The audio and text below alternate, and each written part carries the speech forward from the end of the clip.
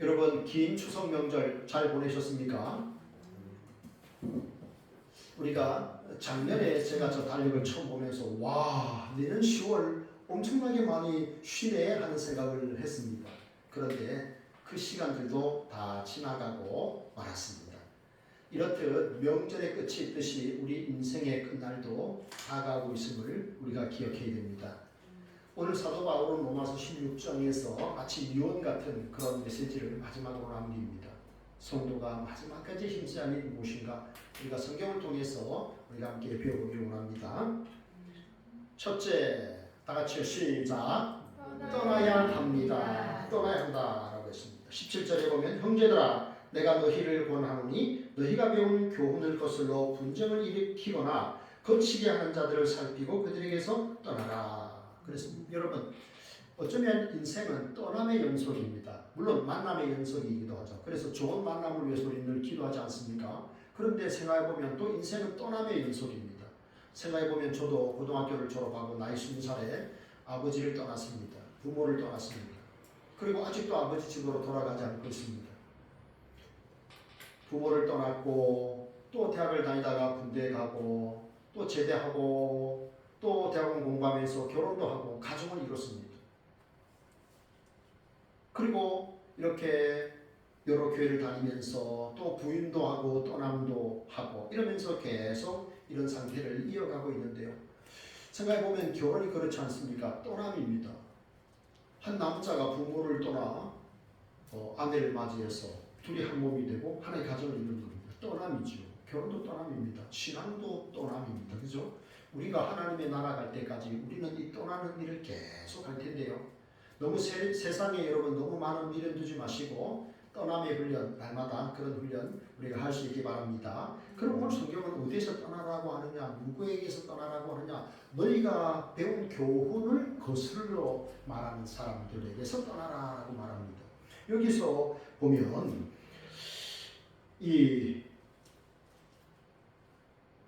우리가 배운 교훈은 뭐냐면요, 이신칭의입니다. 제가 조금 이따가 PPT 화면으로 설명을 드리겠습니다. 그러면 이제 그것에 대해서 이제 분쟁을 일으키는 자들이 있었는데 이게 뭐냐 하면 그 사도 바울의 가르침 이신칭의에 동의하지 않는다는 것입니다. 다른 방법이 있다는 것이죠. 예수님을 믿어서 우리가 구원을 받는다. 믿음으로 구원을 받는다. 이게 이제 이신칭의 사상인데, 그러면 우리가 예수님을 믿음으로 우리가 구원을 받기 때문에 그러면 하나님의 말씀, 다른 말씀을 안 지켜도 되는가? 십계명 우리가 안 지켜도 되는가? 하나님의 말씀은 내가 예수님 믿었기 때문에 다른 말씀은 다 무시하고 다 버려도 되는가? 윤리 도덕적으로 살아가야 할 필요가 없는가? 내가 어제 믿음으로 구원받기 때문에 우리 행동은 별개다. 행동과는 아무런 상관이 없다. 아무렇게나 살아도 나는 예수님 믿기 때문에 입으로 고백했기 때문에 나는 구원받는다. 여러분 그 말이 맞을까요? 제가 10월은 종교개혁 주간이기 때문에 제가 오직 말씀, 오직 그리스도, 오직 은혜, 오직 믿음, 오직 하나님의 영광, 이 5가지 솔라를 가지고 말씀을 전하겠다라고 했는데, 오늘은 이제 제가 주중에 저는 이제 한국의 책을 읽었습니다. 두꺼운 책이었는데 오직 믿음이라는 책이었는데요. 어제 그 중에 한 페이지를 조금 이렇게 찍어서 올리기도 했습니다. 자, 여러분 우리가 말하는 이 믿음에는 여러분 이 3가지 믿음이 있습니다. 놀랍죠? 네. 우리가 다 믿음이 이게 다 좋은 것 같은데요. 이 믿음에 이 종류가 있어요. 제가 오직 믿음이라는 그 책에서 요약을 한 겁니다. 저 3가지는. 자, 어떤 믿음이냐? 첫째는 죽은 믿음이 있습니다. 아니 목사님 무슨 말씀이 있어요? 세상에 죽은 믿음이 어디 있어요? 있습니다, 여러분. 죽은 믿음이 있어요. 이걸 다른 말로 하면 마귀적인 믿음이라고 말합니다. 죽은 믿음이 있습니다. 야고보서 실제로 말씀을 하고 있어요. 야고보서 2장 26절에 영혼 없는 몸이 죽은 것 같이 행함이 없는 믿음은 죽은 것이다. 그러니까 행함이 없는 믿음 어떤 믿음이에요? 죽은 믿음인 거예요. 형제가 아파요. 배가 고파요. 먹을 것이 없어요. 입을 옷도 없어요. 그런데 따뜻하게 하셔야 됩니다. 잘 드셔야 건강이 회복됩니다. 이렇게 말만 하고 아무런 도움을 주지 않는다면요. 그 믿음은요, 그 사람은 죽은 사람이고 죽은 믿음이라는 거예요. 제가 저 상계에서 목회하는 저보다 한 5살 어린 목사님인데요. 중국 교포인데 갈 데가 없어가지고 자기 집에 이렇게 잠시 이렇게 모시고 살고 있어요. 그 말을 듣고 제가 얼마나 감동이 되는지요. 만난 적도 없는 그런 60이 넘은 노총각 한 남자분을 중국 교포를 갈 데가 없다고 해서 자기 집에 같이 사는 거예요. 사모님도 있고 딸도 있고 아들도 셋이 있고 한데 같이 살아. 너무 감동이었어요. 갈 데가 없다고. 행함이 없는 믿음은 영혼 없는 몸이 죽은 것처럼 행함이 없는 믿음은 죽은 것이다. 여러분, 귀신도 하나님이 한 분인 줄을 압니다. 예수님이 사역할 때 왜 아직 당신의 때가 안 됐는데 왜 우리를 괴롭히십니까? 귀신들이 말하잖아요. 그죠? 귀신도 알아요. 하나님이 누구신지, 예수님이 누구신지 귀신도 제자들보다 더 잘 알아요. 그런데 제자들보다 귀신은 예수님을 사랑하지 않습니다. 그게 다른 거예요. 이 행함이 없는 믿음, 이 죽은 믿음은요, 그런 거예요. 입으로는 알아요. 예수님이 하나님의 아들 메시아라는 걸 압니다. 그런데요, 행함이 없어요. 귀신이 그렇잖아요. 예수님을 사랑하지 않아요. 예수님을 따르지 않아요. 예수님께 자기의 인생을, 마귀의 인생을 맡기지 않잖아요. 우리는 주님을 사랑하고 우리의 인생을 주님께 맡기잖아요. 그래서 평안을 누리잖아요. 믿음에도 여러분 이런 믿음이 있습니다. 이런 죽은 믿음이 있어요. 내 믿음이 지금 세 가지 것 중에 어느 것에 걸리는가 생각해 보셔야 됩니다. 자, 두 번째는 이 배반하는 믿음입니다. 마태복음 13장에 보면은 이 예수님께서 말씀의 씨앗을 뿌리는 비유가 나오는데요. 어떤 씨는 돌짝밭에 뿌려준 거예요. 여러분, 돌짝밭에 뿌려졌다는 얘기는요, 뿌리가 박혀서 내려가니까 좋잖아요. 처음엔 좋잖아요. 그죠? 네. 말씀이 탁 사람의 마음에 탁 이렇게 들어갔어요. 너무 기쁜 거예요. 행복한 거예요. 그런데 돌짝밭에 뿌려놓으면 이 뿌리가 어디 박을 수가 없잖아요. 그죠? 깊이 뿌리를 박지 못하잖아요. 그러니까 환란이 오고 핍박이 오고 막 믿음 생활하면서 어려움이 막 이렇게 또 닥치잖아요. 마귀가 시험하잖아요. 그럴 때 신앙생활을 포기하는 거예요. 이런 믿음이 뭐예요? 배반하는 믿음입니다. 끝까지 믿음을 지키지 못하는. 그래서 믿다가 여러 가지 환난과 풍파와 경제적인 사정이나 건강의 어려움에 여러 가지 문제가 생기니까 믿음을 배반하는 거예요. 여러분, 대표적인 인물이 가룟 유다죠. 생각해 보세요. 야, 예수님 옆에서 주님과 함께 식사했던 사람 아닙니까? 얼마나 친한 사람이겠습니까? 그죠? 주님의 육성을 직접 들은 사람이에요. 그런데 마귀가 가룟 유다의 틈을 탑니다. 그 마음에 들어갑니다. 돈 때문에 예수님을 판 거예요. 돈 때문에 신앙을 판 거예요. 목사님, 어떻게 돈 때문에 예수님 팔 수 있습니까? 아니, 그런 사람들이 많이 있어요. 돈 때문에 신앙을 파는 겁니다. 부자 청년이 가난한 것을 팔아서 이웃에게 나눠주고 너도 나를 따르라고 했을 때 그 돈 때문에 부자 청년이 근심하고 그냥 떠났잖아요. 가룟 유다가 끝까지 믿음을 지키지 못하고 배신하는 믿음. 결국 예수님의 평가는 뭡니까?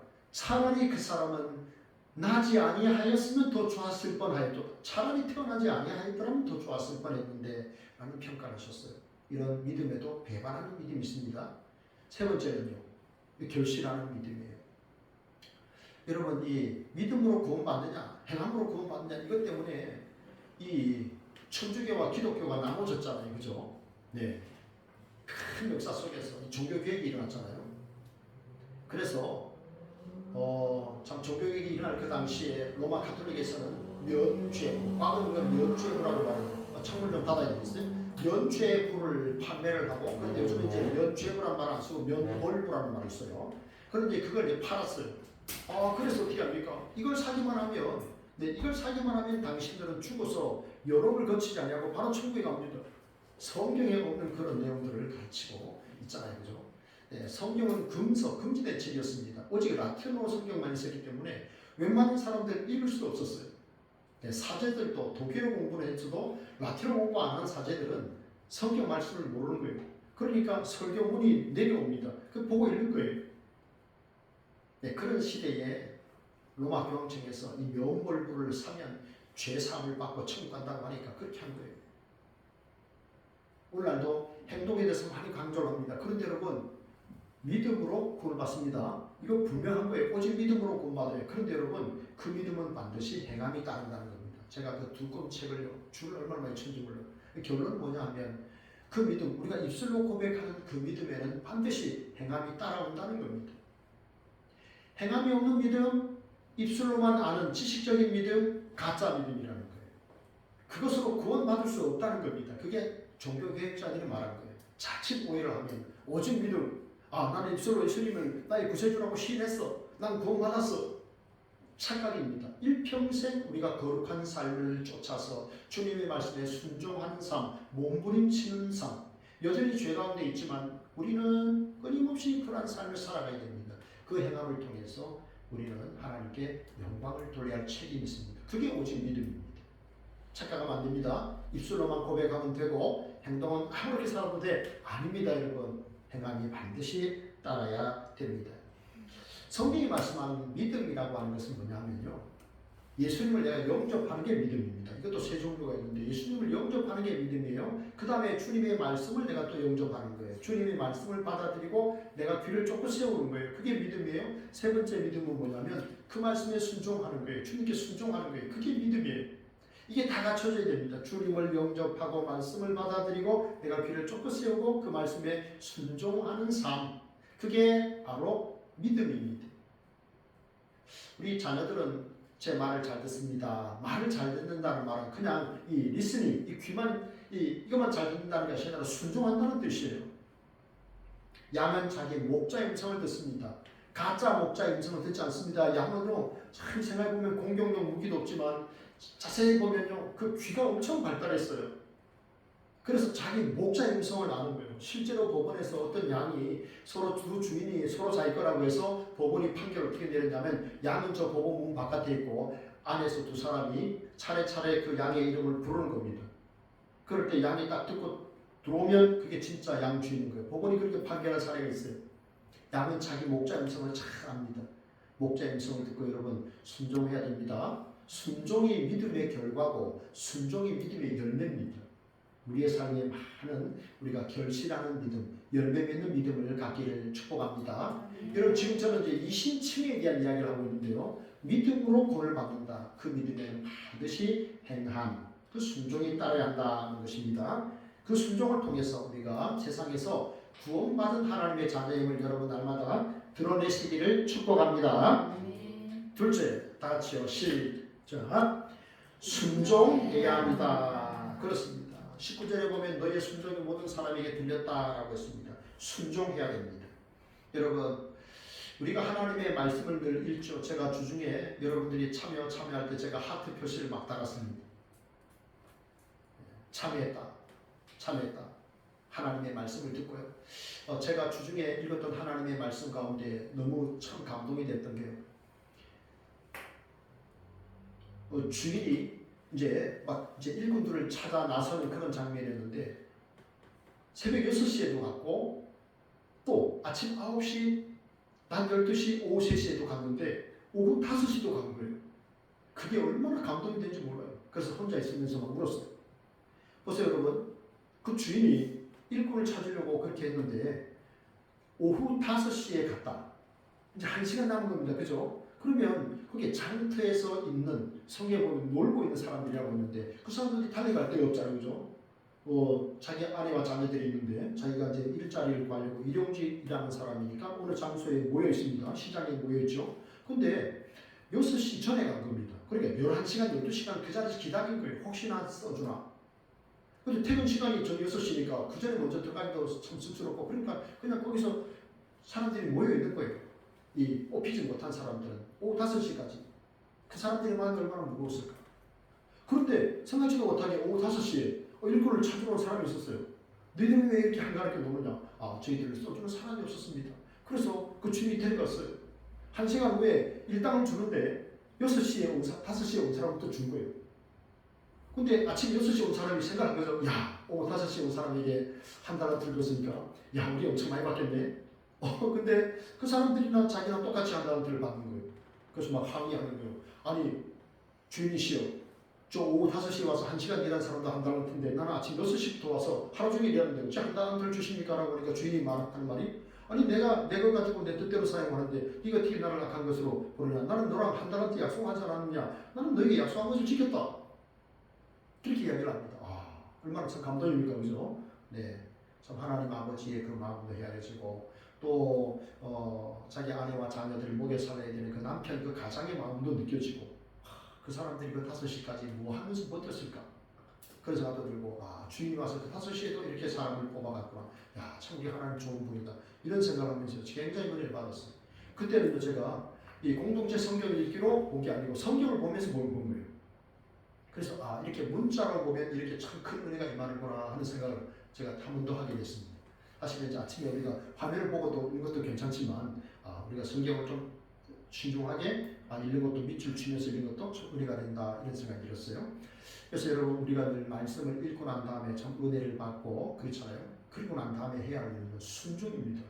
여러분 아무리 뭐 뷔페 가서 좋은 음식이 많아도 먹어야 됩니다. 그죠? 아무리 좋은 음식 많아도 보고 해도 화면에 뭐 아무리 TV에 좋은 게 나와도 내가 먹어야 됩니다. 내가 먹어야 되는 거예요. 우리가 말씀을 읽고 은혜 받았다라고 지적으로 동의하는데 내가 순종해야 능력이 나타나는 거예요. 순종해야 은혜가 나타납니다. 순종해야 정말 하나님의 말씀이 이렇구나 이렇게 우리가 경험할 수 있습니다. 그래서 신앙은 어쩌면 성경과 아울러서 우리의 경험이 필요한 것입니다. 순종을 통해서 우리가 고난을 우리가 은혜를 경험해야 돼요. 여러분 하나님께서 생각해보면 참 우리가 어렸을 때도 또 청년의 때에도 중년의 때에도 노년의 때에도 계속 어려움을 주는 것 같아서 참 때로는 좀 마음이 무겁기도 할 때가 있습니다. 그죠? 그런데 왜 하나님께서 우리 인생에 계속 이렇게 지속적으로 어려움을 주시는가?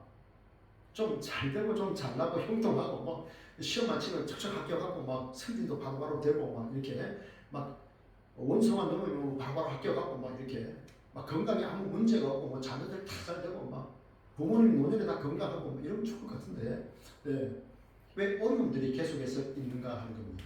그게 뭐냐면 하나님이 나를 사랑하신다는 증거입니다. 여러분 우리가 일이 잘 되고 만날 사람 많고 하면 하나님 만날 시간이 있는 거예요. 그렇죠? 하나님을 생각할 시간이 없는 거예요. 여러분 사람들은 속도가 굉장히 중요하다고 생각합니다. 그러나 속도보다 중요한 게 뭔지 아십니까? 방향이 중요합니다. 속도보다 중요한 게 방향이에요. 우리는 하나님의 나라 그 방향을 향해서 계속해서 걸어가면 됩니다. 그러다가 주님이 너무 수고했다 이제 쉬어라 하면 이제 하나님 나라에서 참된 안식을 얻겠죠. 속도보다 중요한 게 방향입니다. 아무리 빠른 속도라도 그게 마귀교로 향하면요, 지옥으로 향하면 그거 아무 소용이 없는 거예요. 하나님 나를 너무 사랑하셔서 인생의 창조주 내가 네 주인이다. 주인의 뜻을 좀 헤아려 보려. 열심히 하고 빨리 하려고 하는 건 좋지만 주인이 나의 마음을 좀 헤아려 보거라. 내가 너를 향하신 나의 뜻을 좀 헤아려 보려. 하나님이 하나님을 좀 쳐다보라. 고난을 주시는 거예요. 눈물을 주시는 거예요.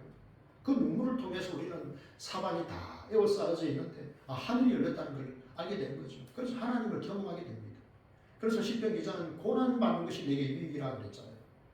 내가 고난을 통해서 하나님의 말씀을 깨닫게 되었다라고 하는 거잖아요. 재물도 잠시 있다 사라집니다. 여러분 우리 건강은 또 잠시 있다 사라집니다. 근데 하나님의 말씀은 하나님은 영원하시잖아요. 하나님의 나라도 영원하잖아요. 그래서 그 하나님을 생각하고 하나님께서 때로는 우리에게 고난도 주고 눈물도 주시는 줄 여러분 믿으시기 바랍니다. 우리가 이런 하나님께 집중하고 말씀에 순종하는 겁니다. 어제 제가 책의 내용을 찍어줬는데 잠깐 오직 믿음이라는 그 책에서 보고 있는데 이런 내용이죠. 그런 믿음은 하나님의 약속에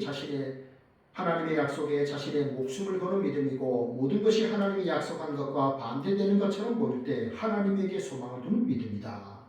하나님이 약속하셨는데 이 상황은 반대되는 상황으로 가고 있는 거예요. 그렇게 보이는 거예요. 그럴 때 어떻게 됩니까?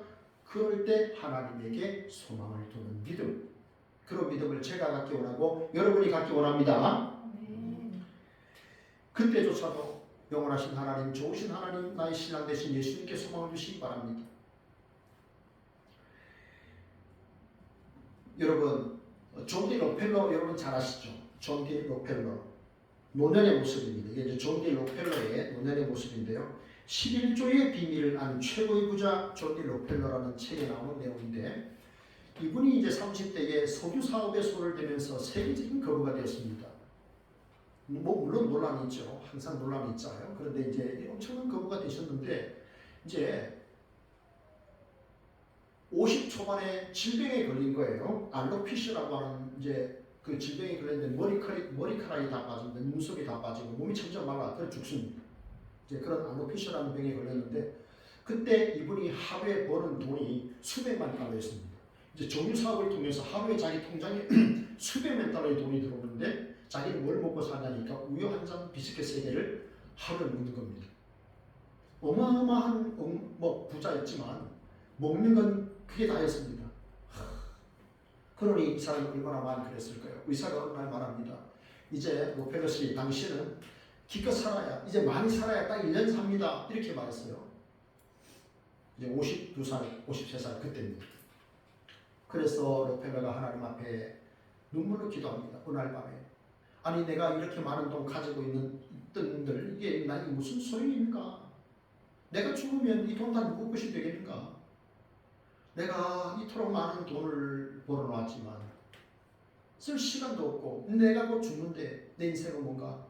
어느 날 밤에 그가 밤을 새워 기도했습니다. 하나님 돈이 아무것도 아닙니다. 하나님이 내 인생의 전부십니다. 하나님 나에게 시간을 좀 주십시오. 이제는 내가 그동안에는 이렇게 재물을 모으려고 이렇게 내가 애를 썼는데 이제는 하나님 내가 나누며 살겠습니다.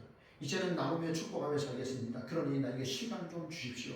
이제 그렇게 기도를 했어요. 그의 인생이 달라진 겁니다. 물론 그 사람은 그전에도 주일 성수 또 하나님 앞에 헌신하는 이런 모습들 참 열심히 했어요. 그런데 이 사람이 그 책에서 말하는 게 뭐냐면 내가 잘 되려고 했다. 내가 잘 되려고 주일 성수도 하고 헌금생활도 잘하고 내가 잘 되려고 봉사했다는 겁니다. 그런데 그런 알로피시아 질병에 걸린 이후에 그런 정말 진심으로 하나님을 예배하기 시작했습니다. 달라졌습니다.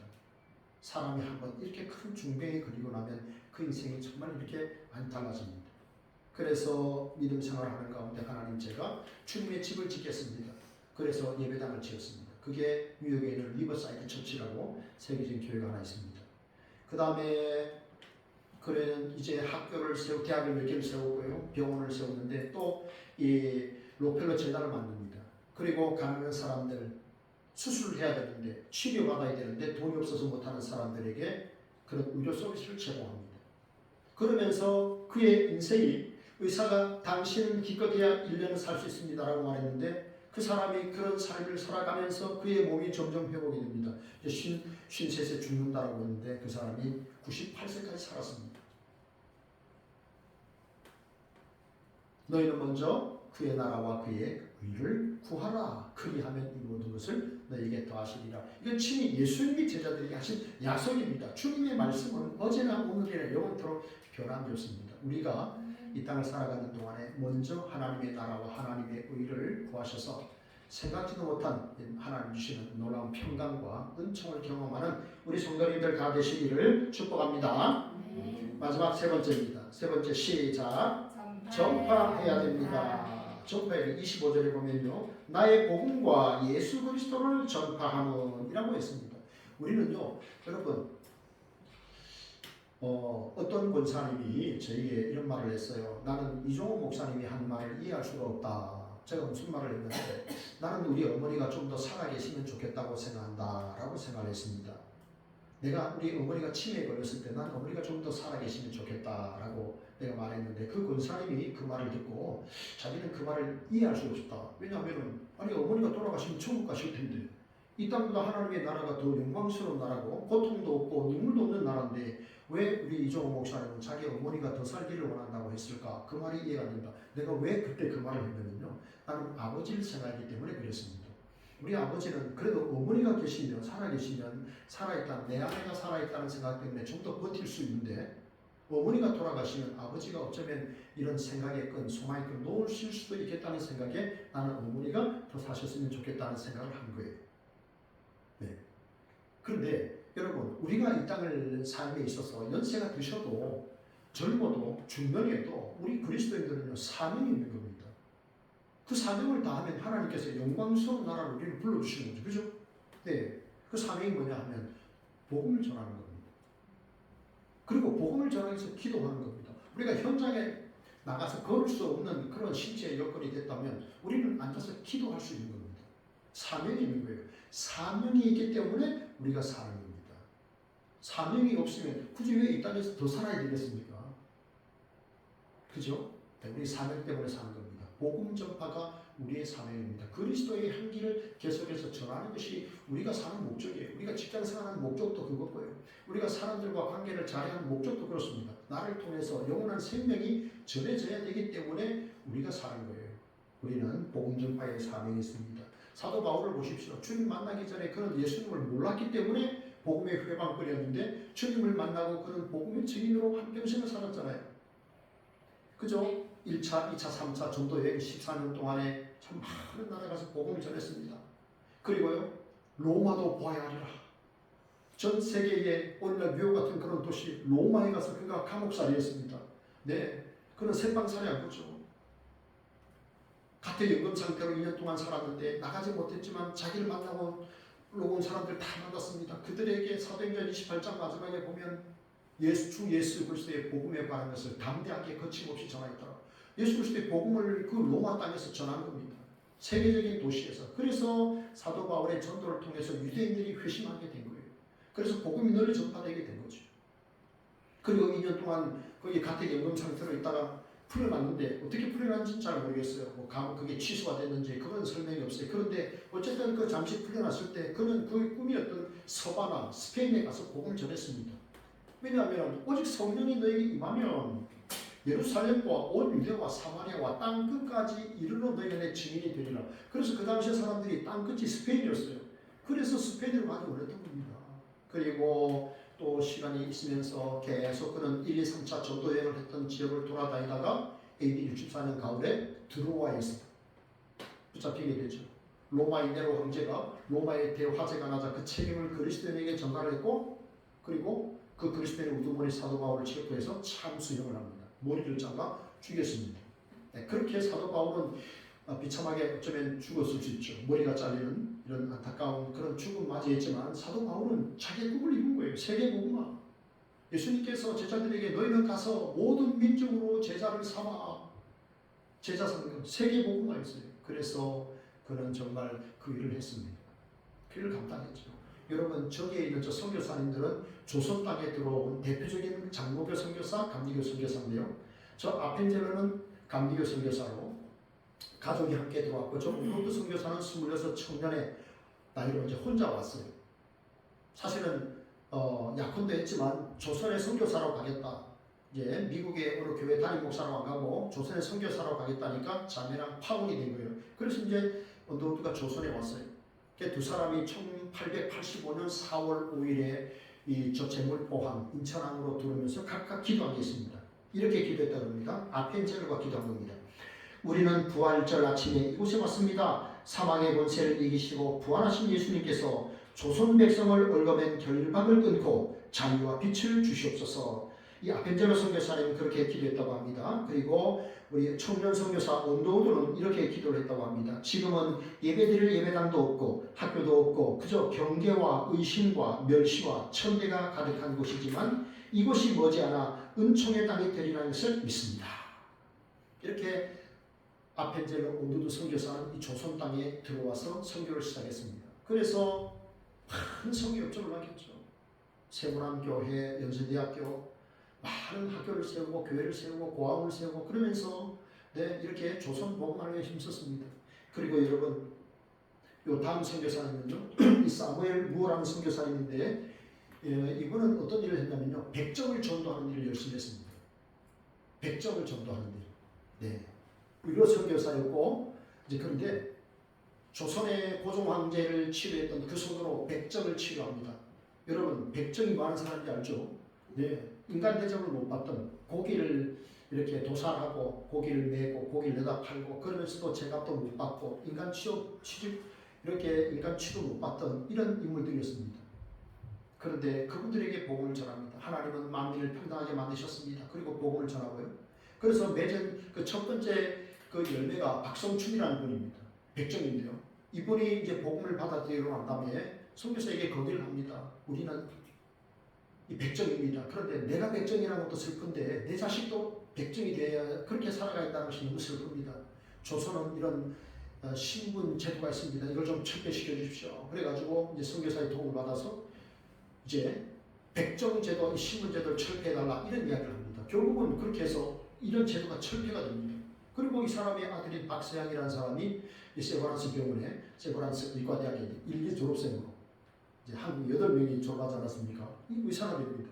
그리고 나중에 일제강점기에 광복군 거기 가서 치료하는 의사의 일을 했었죠. 네, 결국 이런 일들이 다 뭐냐? 복음이 전파되니까 이렇게 일이 된 겁니다. 복음이 증거되니까. 여성들은 교육에서 거의 뭐 요래가 되지 않았습니까? 그죠? 그런데 여성들 이화학당을 지어가지고 여성들에게 배움의 길 열었고 복음이 들어감으로 학교와 병원이 세워지고 이렇게 구원받는 하나님의 백성들로 이 땅이 이렇게 가득하지 않았습니까? 이게 선교사님들의 수고와 헌신, 복음 때문에 일어난 일입니다. 이제 로마서를 다 마칩니다. 여러분, 우리 인생의 마지막 때도 올 텐데요. 우리가 어떻게 살아야 되겠습니까? 사도 바울이 유언처럼 말씀한 게 있습니다. 떠나라고 했습니다. 이단의 사상에서는 떠나시고 바른 하나님의 말씀, 바른 복음 깨달아야 됩니다. 그리고 우리는 말씀을 깨달았다면 그 말씀에 순종하며 살아야 됩니다. 그리고 무엇보다도 나를 구원하신 예수 그리스도, 그분의 은혜, 그분의 사랑을 전하며 살아야 됩니다. 그게 우리의 사명입니다. 왜 삽니까? 전도하려고. 왜 삽니까? 선교하려고. 그게 우리가 살아가는 목적입니다. 궁극적인 목적입니다. 우리가 그런 이 세상에서 축복의 통로로 아름답게 살아 하나님 앞에 서는 날 잘하였도다 착하고 충성된 종아 칭찬받고 주일의 즐거움에 참여하는 우리 온 성도님들이 다 되시기를 진심으로 바랍니다. 우리 함께 찬양하겠습니다. 가서 제자 삼으라. 우리 1절 찬양하고 함께 우리 기도하도록 하겠습니다.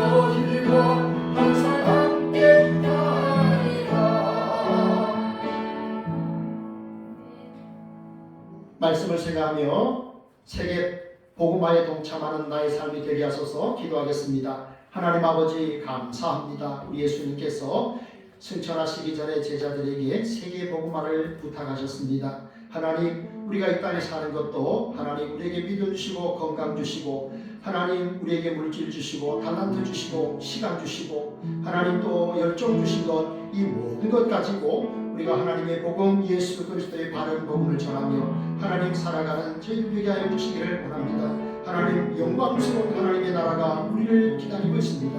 하나님 질병도 고통도 죽음도 없는 눈물도 없는 아픔이 없는 그 영광스러운 하나님의 나라 그 하나님의 나라 갈 때까지 우리가 이 땅에서 죄악에서 떠나고 늘 바른 하나님의 말씀을 깨닫고 그 말씀에 순종하며 하나님 생명의 주 예수 그리스도 우리의 믿음의 대상이신 예수 그리스도 그 복음을 전하며 그분의 생명을 전하며 내가 구원받은 것처럼 하나님 우리의 소중한 가족도 우리의 이웃도 구원받게 만드는 축복의 통로로 그 사명을 감당하며 살아가는 저희들 다 될 수 있도록 은혜를 베풀어 주옵소서. 우리 귀한 선교사님들 하나님 영국을 강건케 하옵소서. 축복의 통로로 살아가게 하옵소서.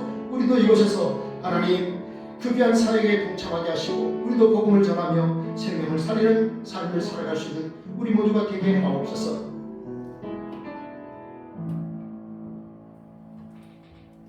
하나님 아버지 우리도 생명의 복음 우리 주 예수 그리스도의 복음을 세계로 전파하는 축복의 통로로 그 사명 감당하며 살아가는 저희들 되게 하옵소서. 예수님 이름으로 감사하며 기도합니다. 아멘.